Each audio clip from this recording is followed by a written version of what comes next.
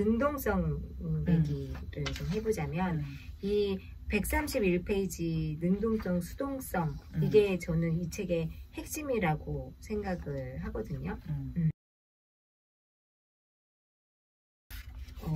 요 부분을 제가 읽어보겠습니다. 네. 능동성이나 수동성은 각기 전혀 다른 두 가지 의미를 지닐 수 있다. 단순히 바쁘다는 의미에서의 소외된 능동성은 실제로는 수동성, 즉 비생산성이다. 그러니까 능동적으로 바쁘면 그게 수동성이래요. 반면 단순히 바쁘지 않다는 의미에서의 수동성은 소외되지 않은 능동성일 수 있다. 오늘날에는 이 점을 이해하기가 심히 어렵다. 왜냐하면 많은 종류의 능동성이 소외된 수동성인 반면 생산적 수동성을 체험하는 기회는 극히 드물어지기 때문이다. 입니다. 그래서 이거 말장난 같기도 하고 굉장히 곱씹어 볼 수 있는 문단인 것 같거든요. 능동성 하면은 기본적으로 액티브, 활동성인데 여기서는 바쁘다는 건 활동이잖아요. 바빠 죽겠으면 굉장히 능동성인데 아니다, 수동성이다. 그쵸? 네. 그리고 생산적 수동성을 또 많이 있다는 거죠. 생산적 수동성도. 그리고 이걸 어떻게 이해했는지 또 궁금했어요. 그럼 생산적 수동성이라는 거는 그러니까 수동성이라는 게 사실은 그 뭔가를 많이 하거나 열심히 하거나 이렇지 않다는 건데 뭔가 생산이 됐다는 거잖아요. 그러면 약간 그런 것 같아. 제가 이제 책 얘기를 하다 보니까 책에서 생각난 건데, 책을 읽고 그거에 대한 생각을 하고 그거에 대해서 여러 가지 이제 다른 사람한테 이야기를 하고 이런 거는 굉장히 보면은 수동적으로 보이잖아요. 능동적인 거에 반대 개념으로. 근데 이거를 장기화를 시키면 생산적 수동성이 되는 거 아닌가. 시스템 안에서 그냥 굴러가게 하면 그러면은 계속 생산하는데 수동적으로도 된다. 네. 그거 괜찮네. CEO가 딱 할 만한 얘기네. 나 지금 뭔가 CEO가 사업체 하나 일으켜야 되는구나 지금. CEO가 생산적 수동성을 테마로 신념으로 이 회사를 우리는 갑니다. 직원은 별로 생각 안 하고 계속 수동적으로 하지만 생산은 되도록. 그죠?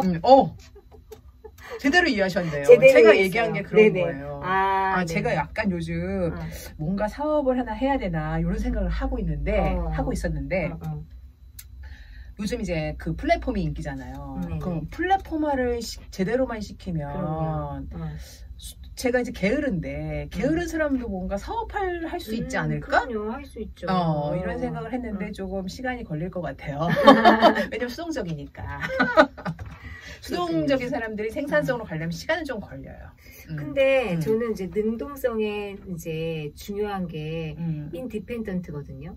그러니까 독립적이어야 돼. 그러니까 독립적이라는 건 디펜던스가 없으니까 뭔가 의지할 게 없어도 가는 거. 근데 우리 사회에서 지금 인디펜던트하게 살 수가 있나, 독립적으로. 그쵸? 기계의 도움을 받아야 되고 뭔가 혼자서 하기에는 너무 사회가 복잡해졌다는 거죠. 그러니까 사회 자체가 옴짝달싹 할 수 없게 수동적으로 소장적인 인간이 될 수밖에 없는 이 시스템에서 이걸 어떻게 우리가 해킹해서 능동적이 갈까? 이게 정말 큰 화두죠. 그래서 그러니까 제가 처음에 얘기했지만 뒤쪽에 가면 그 기능적 존재라는 게 있어요. 그래서 이제 기본적으로 우리가 이제 해야 되는 일은 있는 거예요. 뭐 막말로 아침에 일어나지 않는 사람이 밖으로 나갈 수 없는 것처럼 일어나는 일은 해야 되는 거고 누구를 만나는 사람이 세수도 안 하고 나갈 수 없는 것처럼 세수는 해야 되고 또 인간이 살아가려면 기본적으로 먹는 거는 해야 되고 근데 이제 이거를 맛있는 거를 먹고자 너무 추구를 해가지고 많은 돈을 거기에 할애하고 시간을 많이 할애하느냐 아니면 그 시간을 쪼개서 근데 또 시간을 쪼갠다는 사실 자체는 또 너무 소유적인 삶을 또 지향하는 거죠. 그렇죠? 그러니까 이거를 같이 가는 거는 굉장히 생각을 많이 해야 되는 일인 것 같아요. 그래서 여기서 그래서 이제 능동과 수동에 대해서 엄청난 철학자들이 이거에 대해서 코멘트한 거를 이제 나오는데 저는 137페이지에 나오는 뭐냐면 그 율리아 에티카를 쓴 스피노자가 얘기한 것이 좀 와닿았어요. 어떻게 그 구별할 것이냐. 능동성과 수동성을 정신생활의 두 가지 근본 측면으로 구별했어요. 능동성은 첫 번째 기준은 행위가 본성과 일치하고 있다는 점. 우리의 내부나 외부에서 우리 스스로가 마땅한 원인이 되는 어떤 일이 일어날 때, 다시 말하면 오로지 본성이 명징하게 이해할 수 있는 어떤 일이 우리 내부, 외부에서 그 결과로 일어날 때 우리는 행동하고 있다라는 거죠. 그러니까 이게 본성과 같은 궤로 넘어가면은 이게 능동성이다. 그쵸? 그러니까 본성에 반하는 일이 너무 많이 하면은 수동적이 되는 것 같긴 해요. 그러니까 제가 말한 것처럼 본성이 또 너무 반하면 수동적으로 되는 거예요. 그쵸. 우리는 이제 영혼이 없다고 하는 건데 그게. 그쵸. PD님은 어때요? 연주하면서 진짜 내가 나 너무 능동적으로 연주해 이런 날이 있고 아닌 날이 있을 거 아니야. 능동성, 수정성. 근데 그것도 진짜 그게 아까 말씀하신 것처럼 내가 뭐 엄청 하고 싶어서 예를 들면 좀 막 시험 막 이런 거면은 어차피 해야 되니까 하는 그런 개념이 있잖아요. 그럼 시험이랑 연주랑 되게 다르게 느끼는 사람도 있는 것 같아요. 맞아. 콩쿨 이런 거 나가는 건 되게 힘들어하고 연주 이런 걸 더 즐기는 사람도 많고. 그러니까 능동적이다. 그러니까 결국 본인의 본성이 뭔지를 아는 것부터 시작을 해야 돼요. 맞아요. 본성이 뭔지 아는 거. 그래서 사실 주변 사람들을 이렇게 사는 걸 보면 태어난 채로 거의 모든 걸 운영하고 있어요. 내가 이제 태어난 본성이 있는데 그거에 대해서 사회에 살아가기 위해서 타협하고 사회성이 생기고 교육받고 또 다른 사람하고 살아가는 이 커뮤니케이션을 하고 그러는데 사실 본성이 바뀌진 않았어요. 그런 걸 많이 느껴요. 아 그래요? 네. 저는 조금 반론을 하자면 굉장히 많은 역동성이 있다. 참 변한다. 그런 걸 너무 많이 느끼거든요. 주변 사람들 많이 변하는 거 너무 변한다. 발전하고 있다. 몇 년 안에 진짜 큰 걸 이루겠다. 이런 사람도 있고. 그러니까 사람의 변화가 저는 그러니까 여기서도 46페이지에서도 존재의 구성 요소가 생성 과정, 활동, 운동. 이거 세 가지라고 했는데 생성 과정은 태어나는 거잖아요. 활동이라는 건 성장한다는 거잖아요. 그리고 운동한다는 건 생활한다는 건데 이거를 하나의 단어로 말한다면 변화입니다. 그러니까 존재는 그 변화예요, 변화. 이거 진짜 불교에서 나온 말이잖아요. 그렇죠. 그렇죠. 인생 무상 뭐 이런 거. 그러니까 결국 여기 시타르타 얘기를 했지만 이 소유와 존재라는 이거는 변화하겠냐 아니면 소유하고 그걸 움켜쥐고 사겠느냐 이거에 대한 문제일 수도 있다는 생각이 들더라고요. 맞아요. 결국은. 아니 그래서 제가 얘기하고자 하는 거는 본성이 그 변하지 않는다는 본성이 있는데 그거를 잘 운영을 해서 다른 사람들과 잘 살아가면 우리가 얘기하는 성공적인 삶을 사는 거고 본성을 잘 이해하지 못하고 본성이 항상 반하게 살아. 내 본성에는 그게 아닌데 다른 사람에 너무 맞춰가지고 내 거를 버리고 이 사람한테 너무 맞춰서 끌려갔어. 그러면 그게 타인의 삶에서 저 사람은 본성이 아닌 대로 사는구나, 본성대로 사는구나 그걸 구별할 수 있어요? 그걸 구별하는 게 나는 모르지만 그 사람이 어떤 식의 뭔가 그 예를 들어서 학업을 뭐 어떤 연장을 해가지고 뭔가 이렇게 됐다. 예를 들면 아니면 사람이 다른 사람들과 살아갔을 때 비난받지 않았다. 뭐 이런 표면적인 거를 봐야죠. 내가 왜 그 사람이 어떤 사람인지는 파악할 수 없으니까 정신이 타인이 본성대로 살고 있다. 본성이 변하지 않고 있다.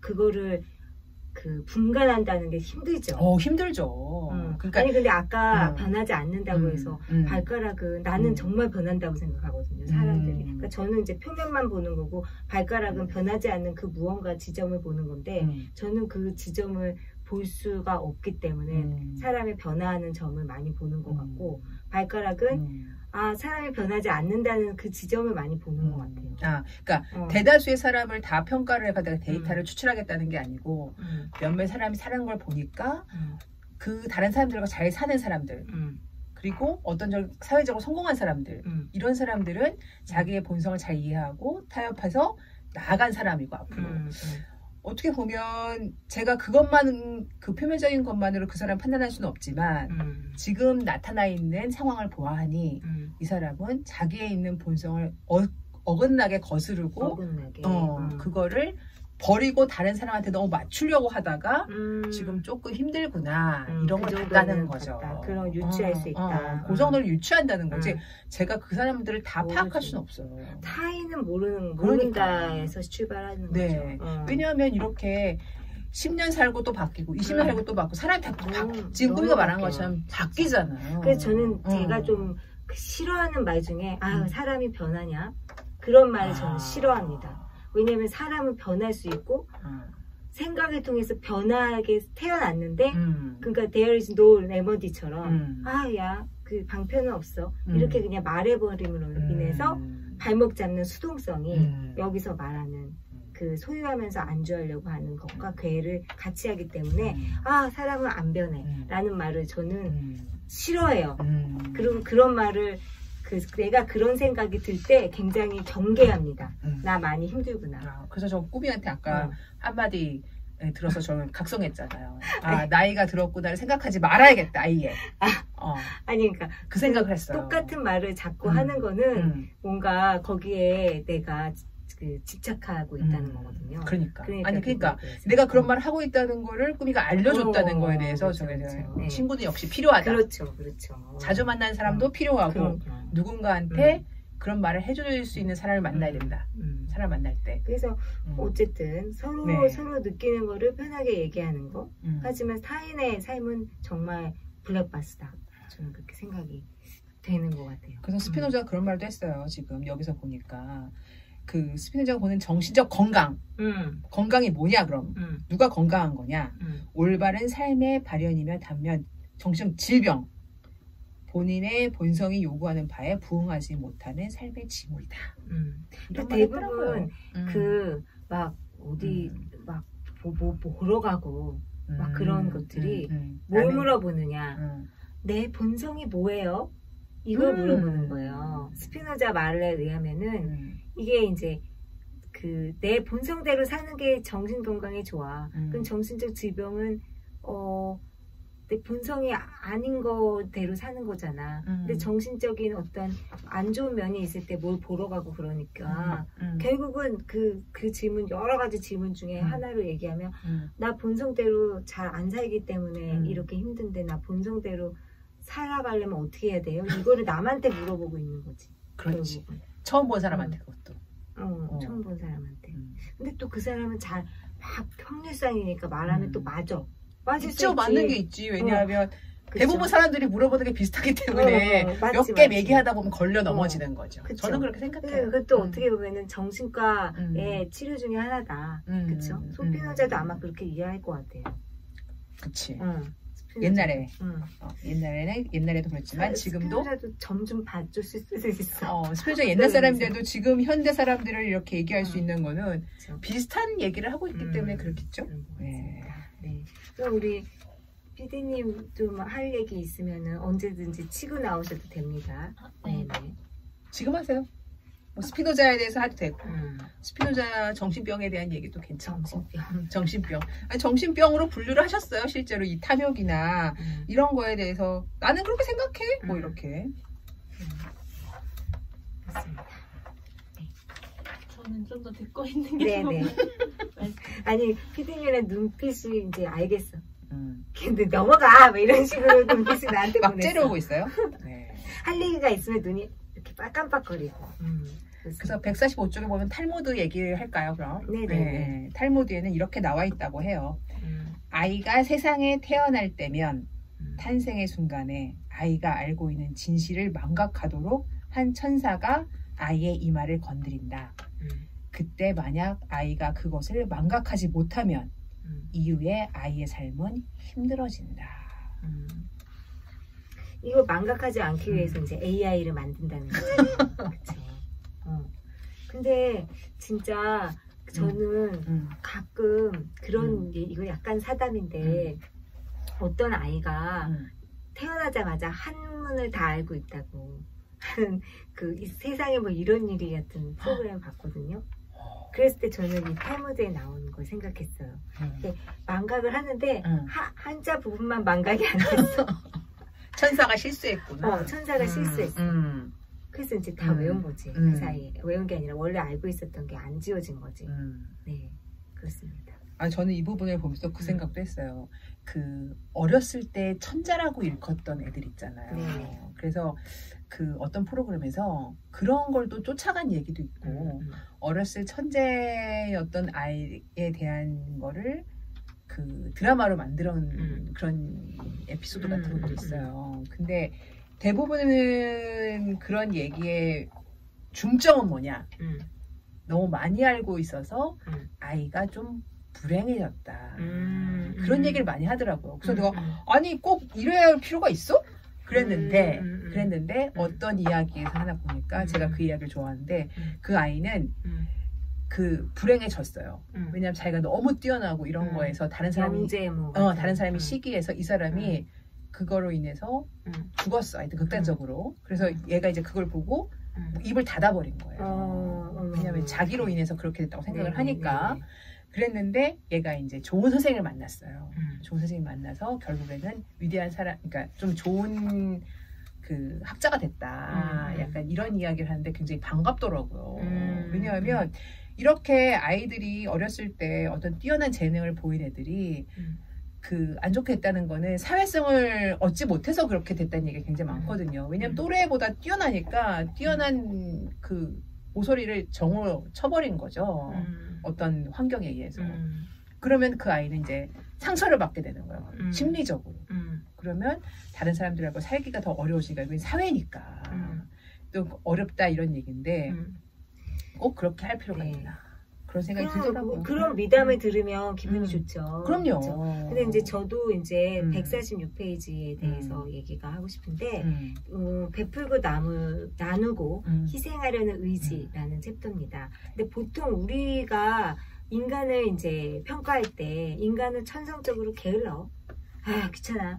그리고 수동적인 거 좋아해. 물질의 유혹 당연히 받지. 응? 무의도식에 빠져. 그런 게 우리 너무 좋아하지. 그러니까 인간의 그 본성을 이렇게 이해하는 면이 있다면 이분은 그렇게 이해하지 않고 있는 것 같아요. 여기서 보면 우리 인간은 존재하고자 하는 뿌리 깊이 타고난 욕구를 지니고 있다 라고 이해합니다. 그러니까 인간의 본성이 능동적으로 태어났다. 그러니까 아까 얘기했잖아요. 스피노자도 우리 본성대로 사는 게 정신 건강한 건데 우리의 본성이 게으름이 아니고 수동적인 게 아니다. 우리는 굉장히 뿌리 깊게 타고난 욕구를 가지고 있다. 자신의 능력을 표출하고 어떠한 그 보상이나 처벌 없이 행동하고 타인과 관계를 맺고 이기심의 감옥에서 빠져나가려는 욕구가 있다. 이게 베이스다. 우리 그렇죠. 이게 디폴트다. 그러면서 이제 비활동과 활동을 규명하고 있는데 읽어보진 않았는데 다정한 것이 살아남는다 라는 진화 책이 요즘 되게 베스트셀러잖아요. 맞아. 그게 이제 들었어요. 그 생물학적으로 진화적으로 살아남는 그 개체의 어떤 공통점 특징이 반사회적이고 어떤 셀피시하고 남을 죽이고 뭐 게으르고 뭐 수동적이고 뭐 이런 게 아니라 굉장히 다정한. 이게 우수하니까. 우수하다고 말하면 안 되지. 어쨌든 이게 생존력이 있으니까. 신사회적이고 이런 것들이 살아남는다고 얘기한 책이라서 제가 언젠가 읽어봐야지 했던 책이에요. 시간이 났을 때. 근데 이것과 이제 같은 생각을 하고 있는 거예요. 그러니까 에이리 프롬은 굉장히 긍정적이다. 인간을 바라보는 그 정의, 인간을 규정하는 것 자체가 굉장히 긍정적인 사람이다. 비관하지 않는다. 아니 그러니까 그쵸? 소유 여기 이 챕터에 그렇게 나와 있어요. 소유와 존재가 아까 얘기했듯이 한쪽을 뭐 부각시키고 한쪽은 없애버리고 이러려고 내가 이 얘기를 하는 게 아니다. 사람에게는 다 가지고 있는데 단 환경적 요인이 어떻게 너희에게 작용을 하느냐에 따라서 우리가 어느 방향으로 가고 있다를 알고 행동해라. 환경을 어떻게 되는지 환경을 파악하고. 그렇죠, 그렇죠. 네. 그러니까 어쨌든 그런 생각을 하는 것 자체가 밸런스를 맞추겠다라는 것 자체가 우리에게 베풀고 나누고 이런 의지와 본능이 있다는 거잖아요. 근데 솔직히 드라마에서 그려지고 이런 것들은 사람들 보면은 그 인물 자체가 굉장히 사악한 인물을 많이 그리고 있잖아요. 왜냐하면 거기는 극단적으로 그려야 사람들이 보니까 좀 그런 게 있어요. 자극. 네네, 자극을 위해서. 그러니까 그런 자극에 의해서 인간 자체를 우리가 우리의 존재 자체를 굉장히 저급한 존재로 생각할 수 있다. 그리고 그게 이제 사회적 통념이 될 수 있다. 왜냐면 사기꾼 뉴스가 또 많이 나오잖아요. 그럼 다 사기꾼을 보이는 거지. 알고 보면 너무나 괜찮은 사람들이 많다. 이런 얘기를 펼치고 있는 것 같다는 생각이 들었습니다. 그러니까 이기심이 우세하냐 이타심이 우세하냐 하면 당연히 이기심이 우세하겠지만 이타심이 없는 것처럼 굴어서는 안 된다. 그런 정도로. 그리고 이타심 많은 사람도 많아요. 그래서 영웅의 이야기 해가지고 왜 한창 뉴스 말미에 나오잖아요. 그 버스를 정말 20명이 들어서 버스가 아니라 자동차 20명이 들어서 안에 밑에 깔려있는 사람을 구해냈다. 근데 사실은 그거는 혼자 듭시다 해서 든 게 아니라 갑자기 사람들이 모두 한 마음이 돼서 들었다. 그러니까요. 근데 이제 그런 뉴스보다 뭘 가지고 뭐 비싼 걸 가지고 이런 뉴스가 앞에 나와 흥미롭잖아요. 그러니까 저는 궁금한 게 우리는 왜 그런 거에 더 흥미를 느낄까?